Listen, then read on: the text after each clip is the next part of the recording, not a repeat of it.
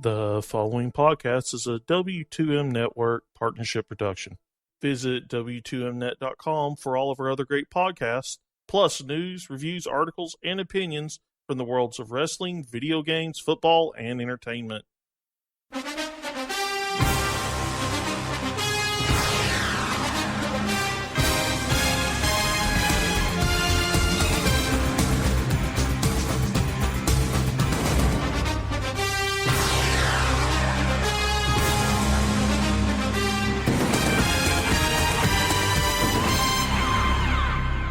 You are now listening to the Football Five, only on the W2M Network.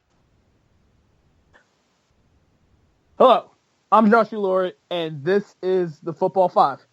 I'm joined today by Dylan Goldman, Erik Watkins, and our producer Sean.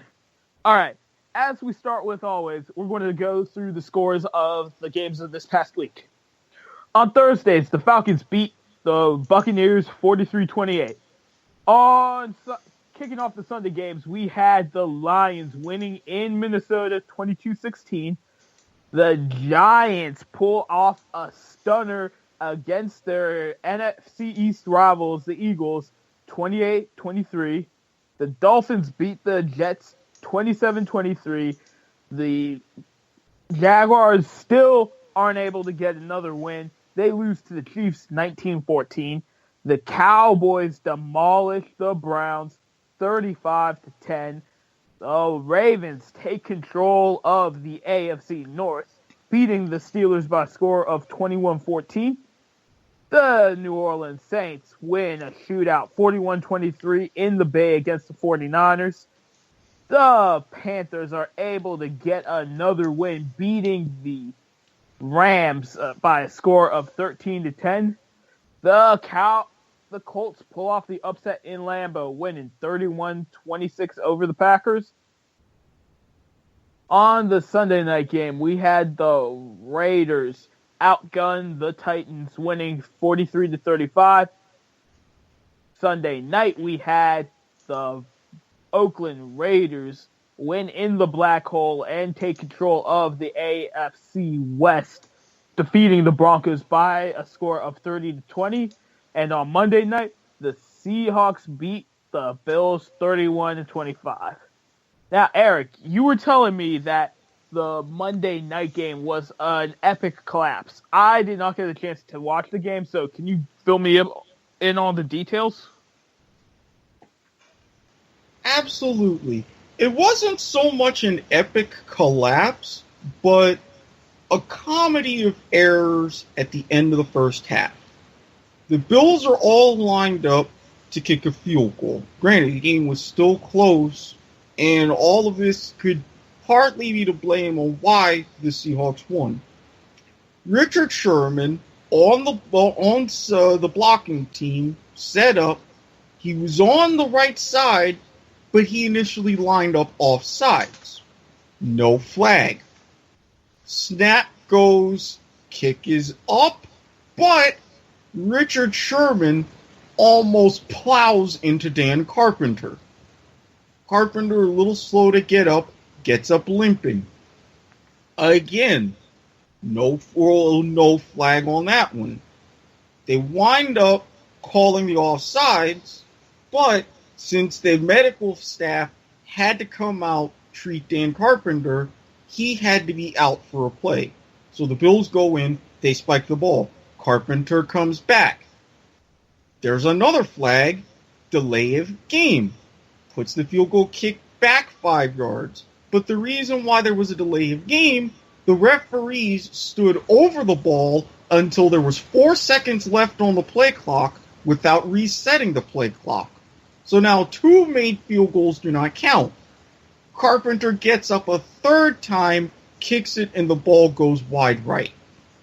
Since then, Dan Carpenter's wife put out a, let's just say, less than flattering Instagram post with a lot of undertones, throwing a lot of shade at Richard Sherman, saying if you're gonna be an animal, we're gonna treat you like one.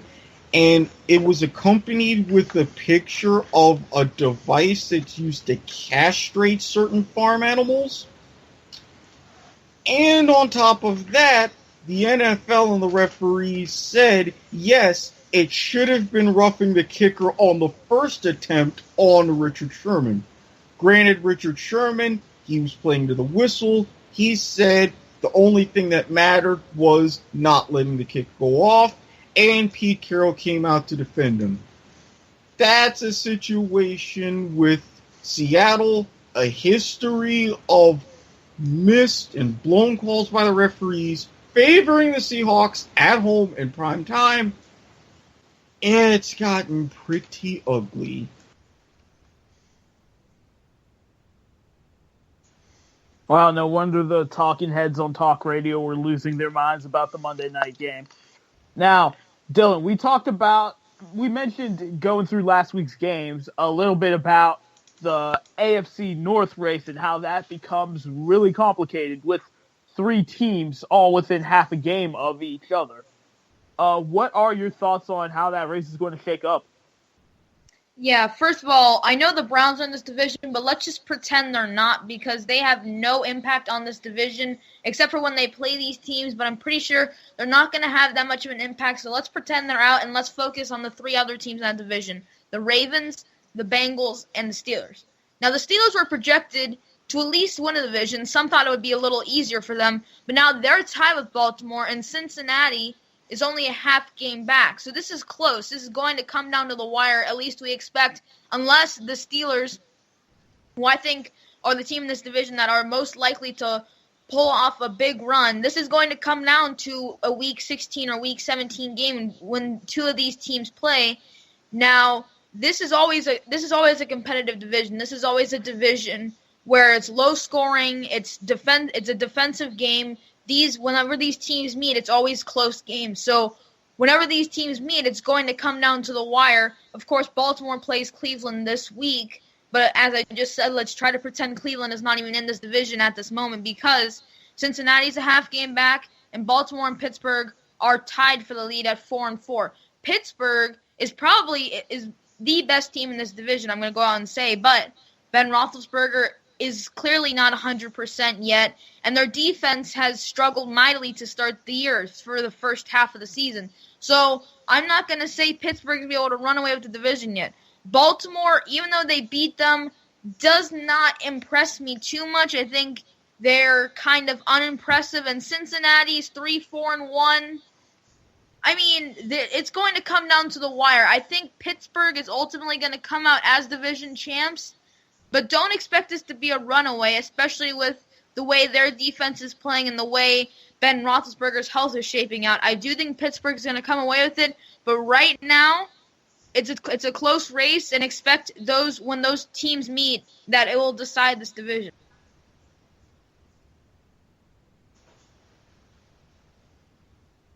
Okay, now another thing we saw this week was how the two starting rookie quarterbacks who have been on point all season, how different they've been playing over the last couple of weeks. We've seen Carson Wentz go from the toast of Eastern Pennsylvania to, normal sports figure in the city of brotherly love. Meanwhile, Dak Prescott is riding high, and he is looking like the starting job for America's team is his to lose. What do you have to say about the difference in their playing styles?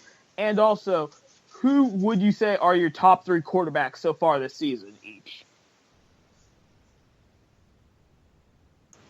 Personally, I don't know necessarily if it was his health that's gotten to Big Ben's mechanics. I don't know if it's the offensive line that's breaking down. There's been a lot of talk about just terrible offensive line play in the NFL for most teams. That's a story for another day.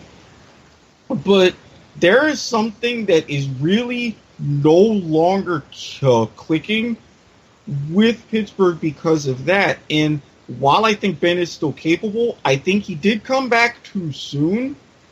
But he's showing that he can't necessarily carry the team by himself. And then on the other side of the coin, you look at Baltimore. I don't know what's going on, if they've changed their schemes or what, but Flacco has a little bit more time. He's finding more open receivers, and the whole Ravens offense is becoming a beneficiary.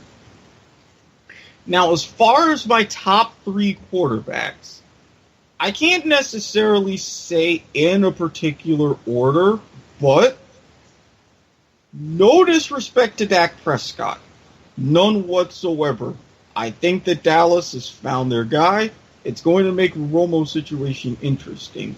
But if you're looking at top 3, I have to go Derek Carr because of his arm, because of his maturity in the pocket, making plays, knowing when to scramble. He is just tearing it up this year under what's improving to be a great system. I also have to look at Matt Stafford. Originally, I thought no way that he could be the MVP, but with his trend of showing up big in the fourth quarter and overtime, like he did against Minnesota last week, I don't know. I take him out of that team, and I'm looking at a team that's 0-9 instead of 5-4. And as much as it still pains me to say this, because I wish he would go ahead and retire, Tom Brady's got the boulder on his shoulder. He's thrown already for over 1,000 yards, is on pace to, in just 12 games, possibly go near 5,000 yards on the season. And, well, the Patriots, because of him, are remaining the Patriots. Garoppolo and Brissett did okay in his absence, but he's showing team needs him, and the rest of the league should still fear him. Yeah, look, but both Carson Wentz and Dak Prescott have both been very impressive for the first half of the year, but I think we're starting to see a little bit of separation between the two.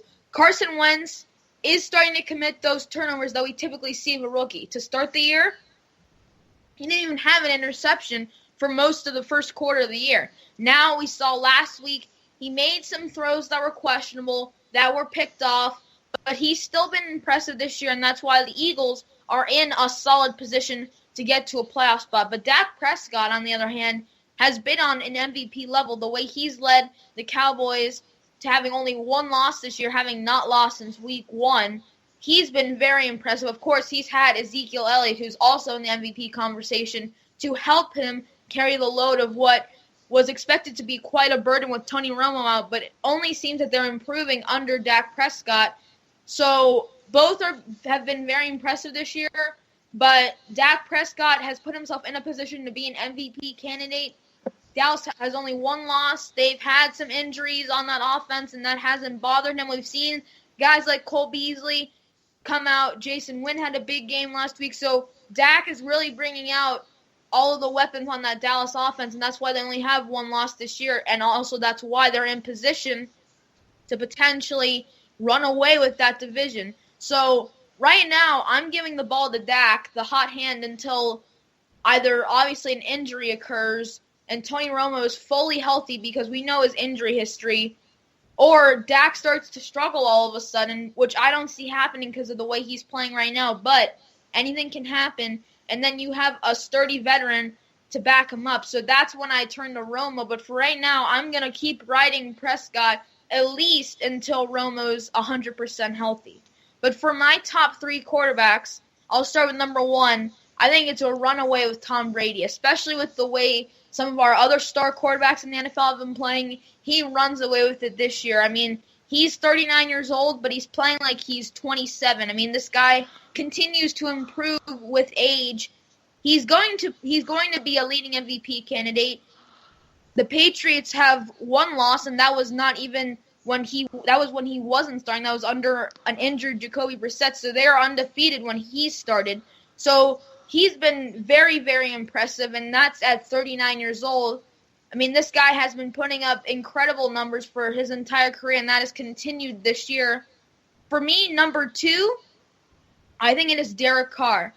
He's showing extremely fantastic production and improvement in his third season. We saw it last year. His rookie season was a little bit of a work in progress, but now he's putting up fantastic numbers That's why the Raiders are 7-2 and are first place in the AFC West. And for me, at number 3, I think it goes to Matt Ryan. Matt Stafford is right there at number 4, but I'm going to give it to Matt Ryan because he has been able to find other weapons, making it easier on Julio Jones, and he still found a way to get Julio Jones involved in that offense. He's been very, very productive this year. The Falcons are in position to make the playoffs if they don't have if they don't crumble down the stretch, which has happened in the past couple of years. But if he continues to play like he has, then he's going to be in conversation for MVP, and he will be a top 3 quarterback by the end of the season. All right, and my top 3 quarterbacks, obviously, at number 1, I have got to have Tom Brady. He has just been a miracle worker this season. You think he's going to start slowing down one of these days, but who knows? It's not looking like that at this rate. My second quarterback, I have actually got to go with Derek Carr. He has definitely taken the lessons of his older brother, David, who was the first overall pick back with the expansion Titans in 2003. Then, at number 3, I've got Matthew Stafford. I thought that he was going to become one of those quarterbacks who just stopped starting and became a journeyman backup after his main threat, Megatron, retired. But you know what? He's looking like a better quarterback, and that he was limited in his development by having Calvin Johnson. He looks like a completely different player than we saw earlier in his career.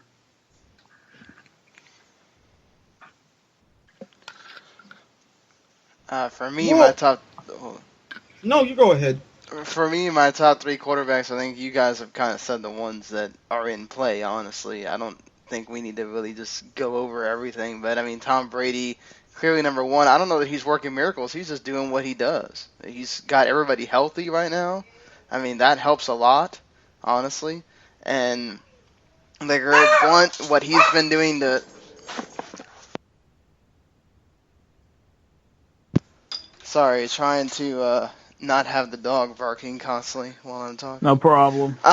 So, yeah, I mean, and I think Derek Carr is certainly number 2. I mean, he's one of the main reasons why the Raiders, and let's not forget that there was various games where Latavius Murray, who had 3 touchdowns in the previous game, wasn't around, and they really didn't have this huge running game. It was all on Derek Carr, and this defense is still not really providing what a lot of people thought they were going to do.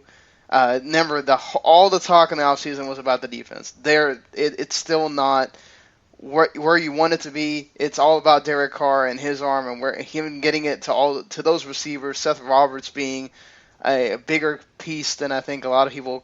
He kind of came on last season. People weren't really paying attention because you got Crabtree and Cooper there, but Seth Roberts has really become a third guy. And honestly, I know you guys like Stafford. I don't have a problem with Stafford at all. I think my thing with Stafford is that he has a lot of times where he doesn't really show up throughout the game. He shows up at the end, and then it's like live or die. If they don't make that one clutch fourth quarter run, they don't win. And I mean, that's great and all, but I want consistency throughout the game. I want to know that you're scoring and that you're not only waiting on that one big defensive play and then, we give it to Stafford at the end and he does something. I have to give it to Dak as my third guy right now. He has been consistent throughout a game. He has the offensive line that protects him. He's got a running back that you can give him the ball and he is going to give you more yards than you want. And he has proven also that he can get out there on the left, on the right, and throw. It's not just all in the pocket. He gives you everything you want, and he's not playing like a rookie at all. That's a grown man, and he keeps showing it every week.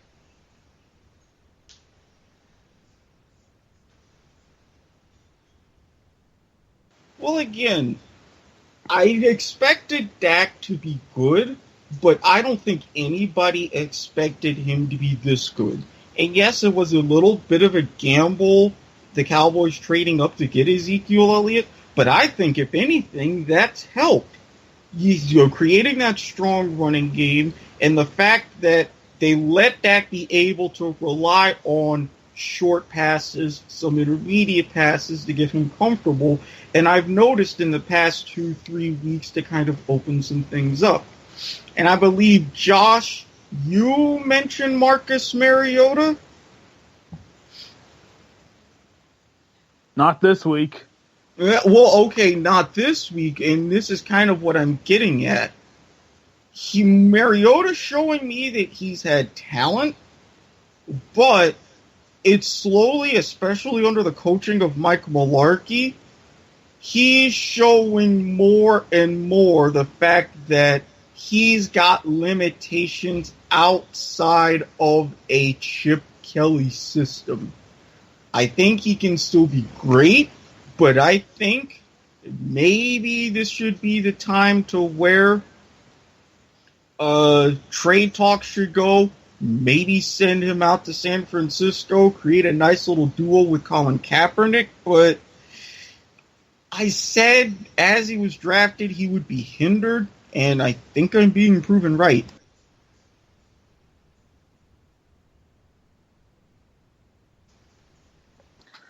All right. Now, as we get to the midpoint of the season, we're starting to see who's a real contender and who's a pretender. So I would like each of you to give me your contender and pretender of the week. Well, my contender, and I have been saying this really since last season. Last season, I dubbed them as a dangerous team that was going to be a year away. This season, I still keep them as a dangerous team, and they're proving it. The Oakland Raiders win amongst all the speculation of where they're going to play with a fairly young team, especially on offense. Del Rio coming in and trying to clean up a mess. They're proving me right. 7-2, going on to potentially a 10, maybe an 11-win season. They are the biggest threat in the division. Denver can still come and catch them, but right now, Oakland is the team to beat. As far as my pretender, well, Sam Bradford has kind of fallen back down to earth. There's been a whole big issue about how the offense in Minnesota is. Norv Turner quit. Mike Zimmer had issues. Now Pat Shurmur's in, but Bradford showing like he played in L.A., or back then it was the St. Louis Rams, like he's played in Philadelphia. The defense of your team, while they're great and can win titles, it can only do but so much. And now the offense is starting to get more and more exposed, and I don't think it's going to get any easier for Minnesota from here on out. So, granted, Detroit could come in, steal that division. I don't know where the Packers' heads are at. Chicago's a dumpster fire, but sorry, Minnesota, your spots aren't as bright anymore. Well, I definitely think the Raiders are contenders after last week's win against Denver. I think that definitely showed everyone that they're going to be contending for a playoff spot and for a division title. For me, my contender is the Atlanta Falcons. They're 6-3, atop the division with a 1.5 game lead over the Saints. Not the strongest division in the league. They have one of the best offenses in the league, and their defense has been a pleasant surprise. So they've now won 2 straight. They kind of had a little bit of a stumbling block after losing 2 straight. Now they've beaten Green Bay. They've beaten Tampa Bay on the road. And now they sit at 6-3. We're at the midpoint of the season. We've mentioned this many times, but we don't trust the Falcons because of their past track record, where we've seen them stumble.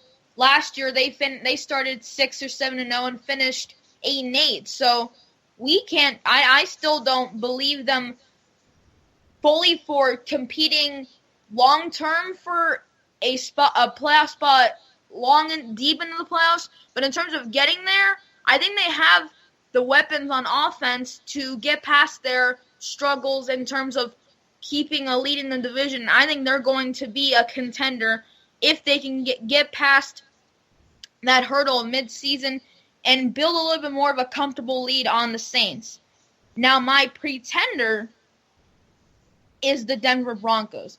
They are not out of it because they have one of the best defenses in the league, but their offense is not very impressive to me, and it especially is not now that they lost C.J. Anderson. Devontae Booker has been strong for most of his appearances so far in his rookie season, but they're just not impressing me on offense. Their defense did most of the work last year, and they're going to continue to do that this year. But for me, it's looking like the Raiders are looking like the better team right now. Things could change over the next 7 or 8 weeks.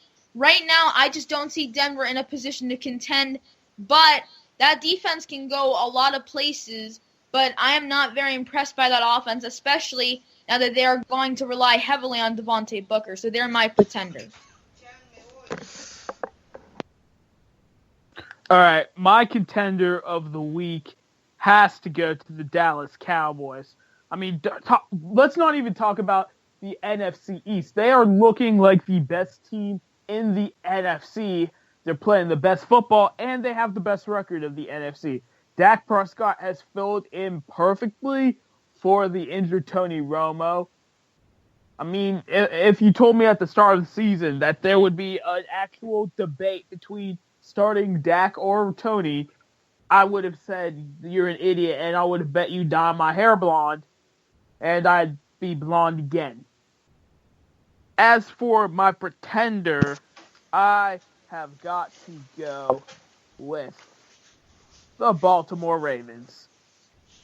Yes, I know I sound like a salty Steelers fan, and that might be a little bit about it. But their 4 wins have been 4 ugly games that could have gone either way. Their offense cannot do anything. At least they've got a decent defense, but it's not elite enough to put them in the playoffs. I feel it's just a matter of time before it all falls apart, especially on the offensive end for the Dirty Birds in Charm City.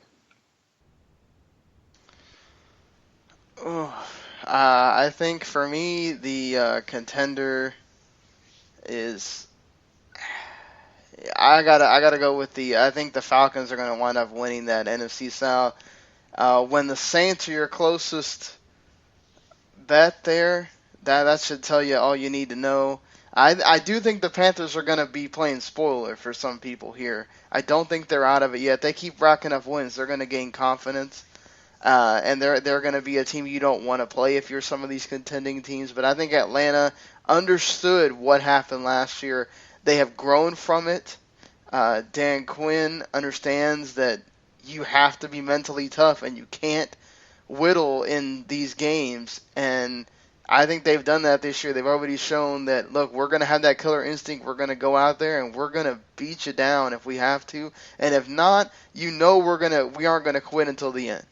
And there's been a couple games that they've lost. They could have easily won that game against the Raiders, the game against the Seahawks. So the fact that they've been putting up fights in some of these losses, I think, already shows much better than last year. So I think definitely Atlanta look out as being a contender, not to mention the year that Matt Ryan is having. And I think I'm surprised none of us even talked about really Matt Ryan and when we were talking about top 3 quarterbacks, just thinking about it. But honestly as well, I think the pretender for me, it's hard because you have to think at some point the Vikings might pick it up and figure it out. But let's be honest here. The Packers haven't looked any better this year. I mean, there's been times where they've looked okay, and there's times where they've looked bad, and they still have no running game. It's all on Aaron Rodgers. And yes, that guy is superhuman at times, but he seems to be caving under the pressure also. And that defense also doesn't seem to be holding up as strongly as they were earlier in the season. When I'm looking at it, I think at the end of the day, we have to look at this in a realistic perspective. Sam Bradford is playing behind a completely beat-up offensive line. That's not all on him. We want to play around and hate on Sam Bradford. That's fine. He's got to deal with Norv Turner not being there anymore. I think, honestly, yes, they've lost division games, but I'm going to say the Packers may be a bit of a pretender right now.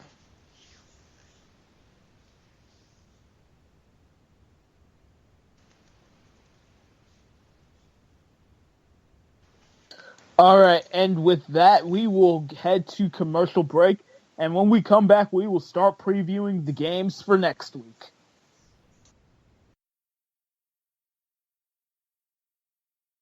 Dylan, what are Blake Bortles' first half stats? 299 yards, 2 touchdowns, and interceptions. He could do better than that. He knows it. Rachel, what's the latest on Big Ben's leg injury? His leg is healing. He should return to the game. The Steelers will need him the rest of the way, so that's a big break for them. Eric, what's the score in Glendale? Cardinals lead the Patriots 42-7. We all saw that coming. Josh, how are Joe Flacco and Cisa coming along? I mean, I hate to say it, but they're looking good. I mean, they had a great game last week, and they're only one game out of first place in the AFC North. Don't count them being there that long. Do you want to hear more of that? Listen to the Football 5 every Wednesday at 6 p.m. Eastern Time, only on the W2M Network. Also, follow us on Twitter at the Football 5. If you're in the Pittsburgh area, look up McCrigger Photography on Facebook. That's McKriger Photography. We specialize in senior pictures, portraits, wedding photos, engagement photos, and family photos. Contact us for rates and dates. Would Flex Seal be a better option at your flex position? Do you need a sham wow to clean up the mess you make after your quarterback throws another interception? Then we have the solution for you. I'm Randy Isbell.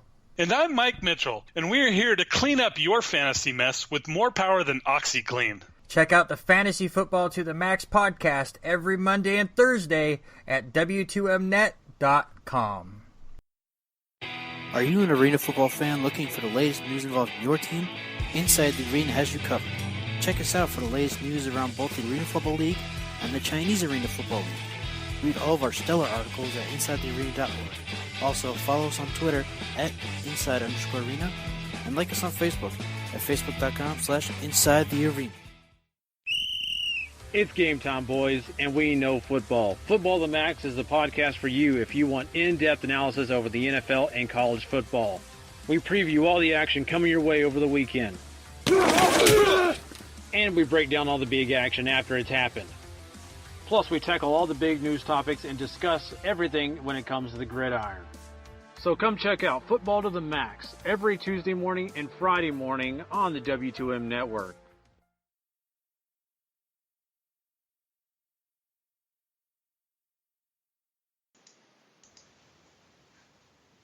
And we're back.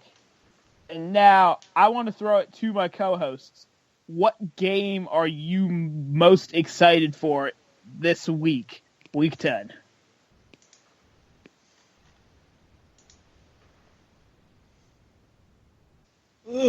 I mean, maybe it's me, but normally there's one big, okay, this is the game that I have to see, this is the game that I have to tune in for. But outside of quite possibly Seahawks-Patriots, because it is a Super Bowl rematch, because of all the intrigue, now with Richard Sherman in Seattle going up against all the intrigue that led up to this season of Tom Brady, this is one I'm keeping my eye on more.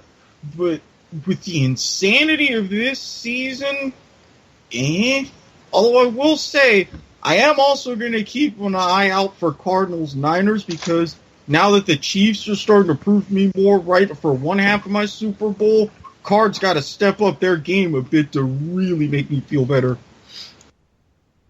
Yeah, Go ahead.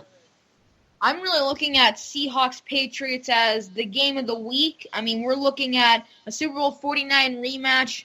Tom Brady, Rob Gronkowski, Seahawks defense bringing one of the best of the league on Sunday Night Football. I mean, this can't get any better. Both of these losses are pretty similar to what we saw in that Super Bowl, which was one of the best that we've seen. So I'm expecting a lot of the same on Sunday. It's going to be a great game, but I also want to keep an eye out for Cowboys-Steelers in Pittsburgh. If Ben is healthy, a little more healthy than he was last week, this is also going to be a very intriguing game to look out for. But if the Steelers' defense is going to continue to play like they have been, then the Cowboys' offense might have a field day. But the Steelers might be able to respond on an injured Cowboys defense. So that should also be a game to look out for. But for me, my game of the week per se is Seahawks-Patriots. My game of the week definitely has to go to that Fox NFL game of the week. It's good luck for me, bad luck for Steven, because I'm pretty sure Joe Buck is going to be on the call when his Cowboys come up to Pittsburgh. I mean, does it get any better when you talk about professional football than Cowboys-Steelers? I mean, we're talking about all the titles, all that pedigree. And this year we've got one of the best offensive lines and running attacks against one of the best air attacks in Pittsburgh. I see that game being a shootout, and of course, because I am a delusional homer, I've got the Steelers winning. I mean, obviously, being a Cowboys fan, that Cowboys-Steelers game with all the history you just talked about is obviously on my radar. I think anybody that is a neutral football fan that doesn't have the Seahawks-Patriots as your game of the week, I don't know what you're looking at, especially after the big controversy the Seahawks caused on Monday night. People are going to be wanting to see that. The Patriots are obviously, whether you like them or not, they are ratings draws, and they're going to draw people. But I think a game that could be interesting, it could be either as in like a defensive matchup, or it could be just interesting to see, what kind of Panthers team you're getting. But the Chiefs and Panthers, I'm watching out for that one in Carolina as well.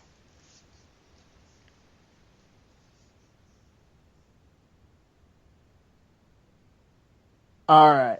Now, what team do you think plays their way out of the playoff picture starting this week? Personally, I say it's the New Orleans Saints. I know that they've been looking good, but their defense is still awful.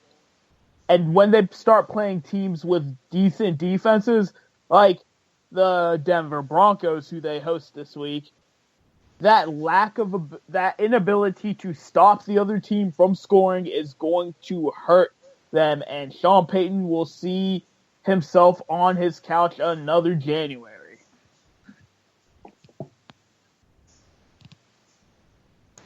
Honestly, kind of looking, especially with this week's game going against the Eagles. Now, I'm going to put in a bit of a caveat. If they can at least do well, especially that the Eagles are vulnerable and they can get a win, I'm going to have to change my mind. But looking at this schedule, this is the meat of it. And I think the Falcons are going to slowly start coming back to earth, possibly on the way out. Yes, I realize that they are in a weak division, but they've still got a couple of key divisional games left to end the season that could turn around and decide it, especially if the Saints can keep catching fire. I'm still not 100% sold for one reason or another. Personally, for me, I think it's the Bengals. I don't think they're going to totally fly out of the playoff picture, but I expect them to lose to the Giants on Monday Night Football on the road. That's what I think. If they win, then it's a completely different story. But what I'm expecting them is to lose, which would drop them to 3-5-1. And we talked about this earlier. Their division is open. Their division pretty much has 3 teams that can win it. But I just don't like the way the Bengals are playing right now. And if they lose and drop to 3-5-1, I think they could be heading towards the bottom. But knowing that division, nothing is impossible, but I would not like their chances if they lost on Monday night.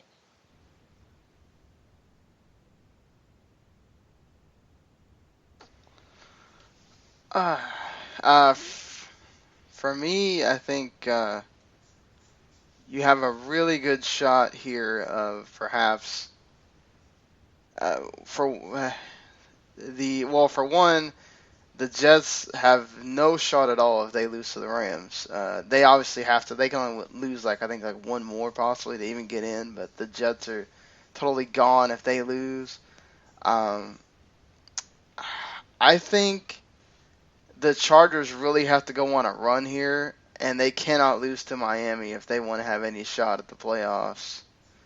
Maybe you lose something down the line once you know where some of the other teams in your division stand after you rack up more games, maybe your week 13, week 14. But I think the Chargers are in a must-win situation here at home against the Dolphins. They could easily, you go to 4-6. I think you're pretty much done with how that division is.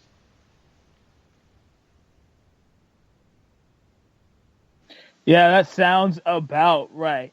Okay, now we're going to move on to another topic. Now, Dylan, we know that you are one of our AFC South experts, being a Jaguars fan. Who do you think is setting themselves up to come out of that division? Well, look, this is another division that we talk about that is pretty wide open. I hate to say this as a Jaguars fan, but at 2-6, unless they have pretty much an 8-game winning streak to finish the season, which is incredibly unlikely, I think they're out. So I think this comes down to 3 teams here. That is the Texans, the Titans, and the Colts. The Colts proved a lot to me when they went into Lambeau and beat the Packers. For me, I am liking the Texans and the Colts as the 2 top teams here to finish with a chance to win this division. I like Tennessee, but I think they're a year or 2 away. I just don't think they for some reason have trouble winning at home, and that is not going to help when you're trying to win a division. I think Marcus Mariota is not quite ready yet. I think he still needs some developing. We saw that last week with his turnovers. He's progressing well, but I just don't see Tennessee competing yet. I think they'll be in the race, but they'll drop off as the season ends. So it comes down for me to Houston and Indianapolis. Houston currently holds a 1.5 game lead. Houston won their first game, albeit in time. So this is a very close race. These are 2 teams that aren't exactly your best teams, but they're set up because of the division they're in. I think ultimately Houston is going to come out of it as a slim victor, maybe by a half game, maybe 1 game. Indianapolis' defense is not going to get it done. Andrew Luck is still getting pressured constantly. And trust me, Houston's quarterback situation isn't exactly the best. We know what Brock Osweiler has gone off to for this midway point of the season. But I think Houston, as they get healthier, will be set up to win this division. But Indianapolis and Tennessee could very easily come in and take advantage of that division.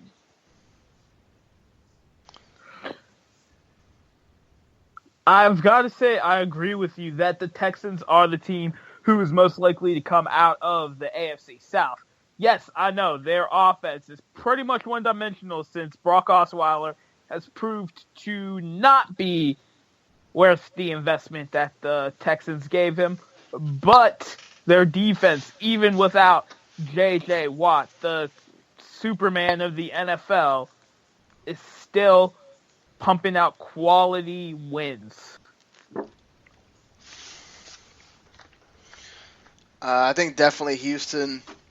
You got a 2-game lead over the Titans, who, I mean, if things go their way, maybe you don't have, maybe you're closer to Houston at this point, but they've got some kind of unlucky losses where they get really close, but just not enough. I think Houston, just with that defense, you trust them more. They know they can win you games. Brock Osweiler is serviceable enough. Yes, he's bad, but he's serviceable enough to win you games. Even and he's shown it. Yes, again, I'm not trusting him when you get to the playoffs, but right now we're being asked to kind of pick wins in this division. You could easily see, I easily see the Colts or Titans losing more games before I see Houston losing more games, and I think that might become a battle of attrition, and I'd pick Houston to win that. I mean, in this somewhat of a race to the bottom, it's looking like the Jaguars seem to be the biggest mess out of all of the teams. Another offensive coordinator gone, not making too many plays on defense. A team with a lot of high hopes has crashed. Tennessee, well, you still got Mike Mularkey. With Indianapolis, Andrew Luck has proven, yes, highly drafted quarterback, but okay, what has he done? you've got to admit, though, he's got no protection, so you got to give him credit for doing. Let's just say if he was in a different situation, we're talking about a different quarterback play we're seeing on the field from him. And don't get me wrong, I do give some credit for that, especially because the right side of that offensive line has 3 rookies. I can't put it all on him, and especially because he had his early years of success. But just as much as the offensive line has been god-awful, you also see, even before the offensive line deteriorated, Andrew Luck was regressing. This hasn't helped him bounce back from that. But either way, that whole situation is still of a mess. With the Houston Texans, they're the one that's the smallest mess. Osweiler needs to improve. You got a guy in Bill O'Brien who can help him with that. Their defense, a little bit better than mediocre. They have great games. That can help push them to the playoffs. They've established something of a decent running game. You only got to make 1 or 2 tweaks with Houston, whereas with the other 3 teams in the division, you've got to pretty much do a near total revamp.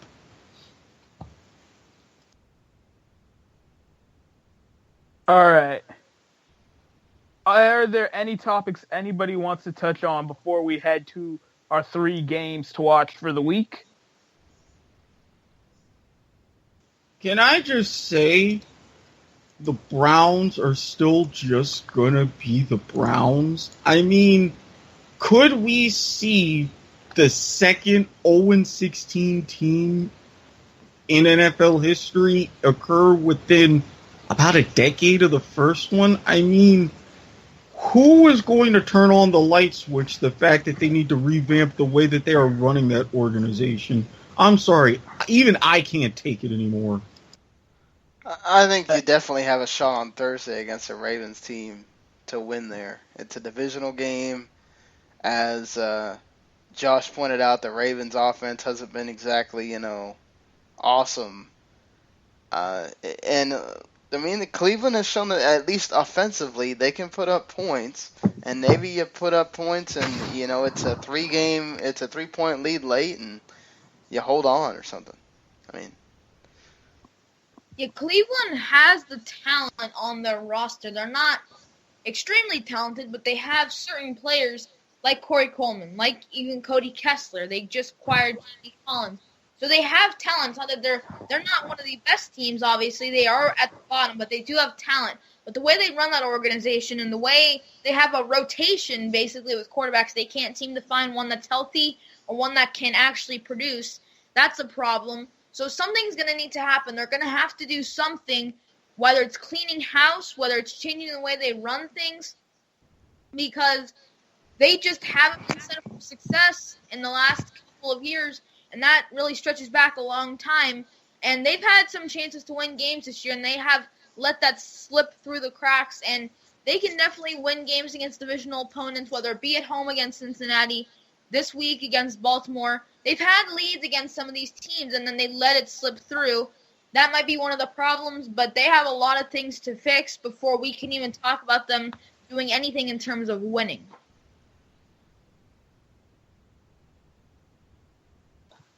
Yeah, I mean, I know that what Erik was saying about changing the way they run the organization, that is part of what this offseason and gutting the team really was for the Browns. They kind of are intentionally bad. Granted, I don't think they wanted to be looking like they would go winless, but with the dearth of talent on this team, I feel more than confident that I wouldn't favor the Browns in any game, and if they finish the season undefeated, I would not be surprised.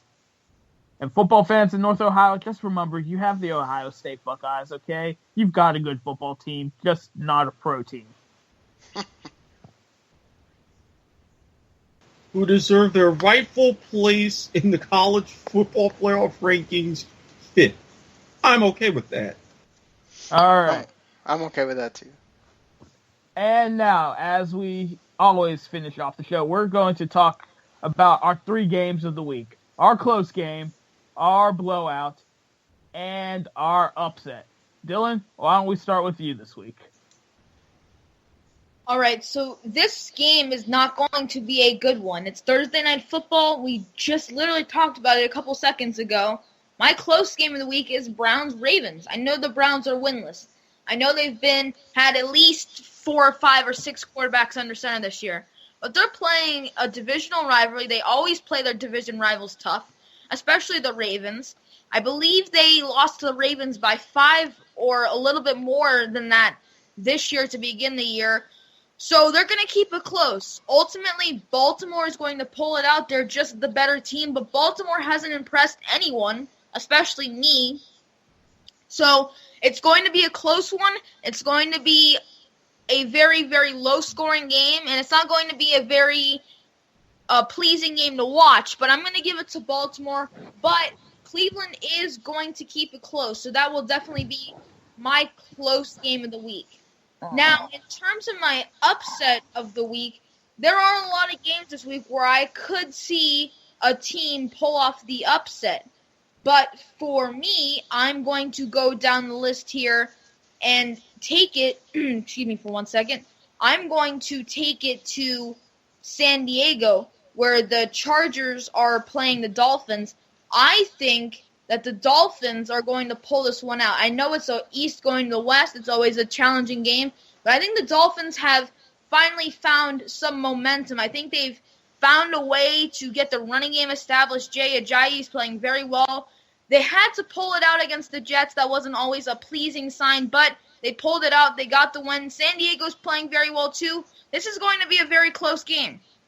But I think the Dolphins, they're underdogs, 4-point underdogs. I think they're going to win by a field goal or a touchdown at most. I don't think it's going to be close. I think it's going to be close. It's going to come down to the wire.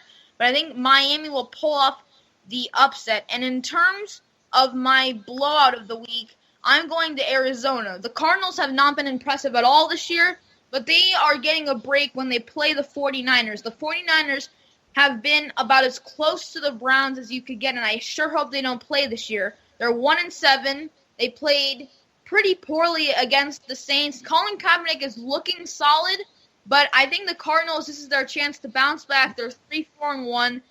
Their season is not where they would want it to be, and I think they are going to take it to the 49ers this week, so I'm going to take the Cardinals in my blowout of the week. Well, I'll go ahead and go here. For me, the upset of the week, I'm going to go ahead and do it. I think the Browns end their winless streak on Thursday, go to Baltimore. It's close. They've had wacky games where, you have the punt return for 6 that wins a game. I mean, it could be one of these wacky things. I'm going to say the Browns win, maybe late field goal or something. So, Browns will get that first win after Thursday for me. I think close game of the week. You could have several here, but I'm going to go with the Saints being at home where they play so much better against the Broncos. They're going to keep it close. And I think this is going to be a tough test for Denver to go in here, just like many of the other teams have, and get a win. I don't want to make a pick yet, but I definitely think your close game here is the Saints and Broncos. And blowout of the week, I'm going to try to go with one that maybe isn't as I'll go with the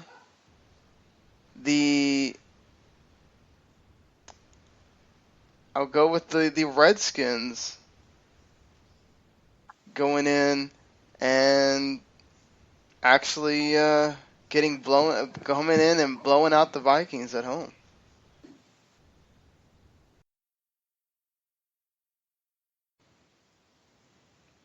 Well, for my 3 games, I really think the challenge is, Josh said it best, with all these teams that are 4-4 or hovering near 500, it's total chaos as far as who should be the favorites. And personally, I normally have to go completely against this team in picking any sort of upset, but I think the way that the stars are aligned and with the way that this series has gone over the past few years, my upset, I think the Jaguars get off the schneid against the Texans. There's always one big game, Houston and Jacksonville. Houston needs it more. The Jaguars just find a way getting it.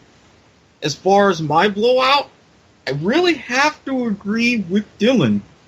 Cardinals needing this win with such big favorites and expectations against a Niners team that is hapless, that will remain hapless. I don't see where too many more wins are coming from. And I think with an Arizona team at their best, especially when they need to be, San Francisco is just going to be another victim in their pathway. This could honestly, to me, propel the start of a very good winning streak that'll regain the respectability that everyone had for Arizona at the beginning of the season. And for my close game of the week, among so many of them, I think the Patriots and Seahawks that I initially had as my upset, this is going to be like the Super Bowl, really both of them, that went down to the wire. I think Seattle, they could probably take it, especially coming off of their Monday night performance. But I don't know if Tom Brady has enough in him to completely keep them at bay. If they do win, it's going to be a nail-biter. Okay. With my close game of the week, I've got to go with the Sunday night game. Whenever the Seahawks play the Eagles, you know those games are going down to the wire.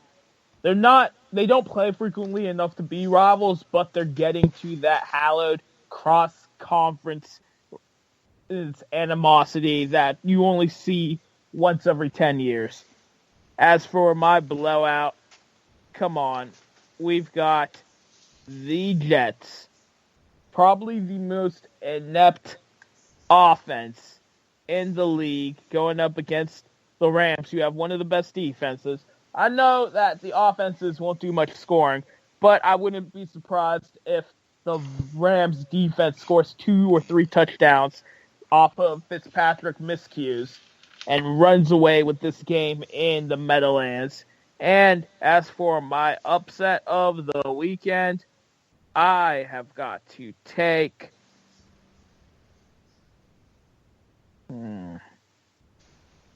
This is the thing about everybody being 4-4. It's not really obvious who the favorite is.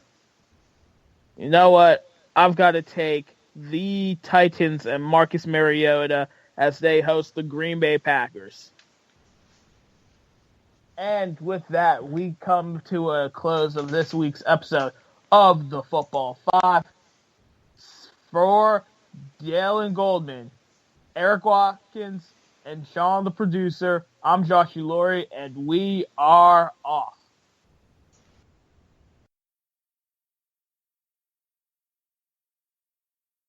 The following podcast is a W2M Network partnership production. Visit W2Mnet.com for all of our other great podcasts, plus news, reviews, articles, and opinions from the worlds of wrestling, video games, football, and entertainment.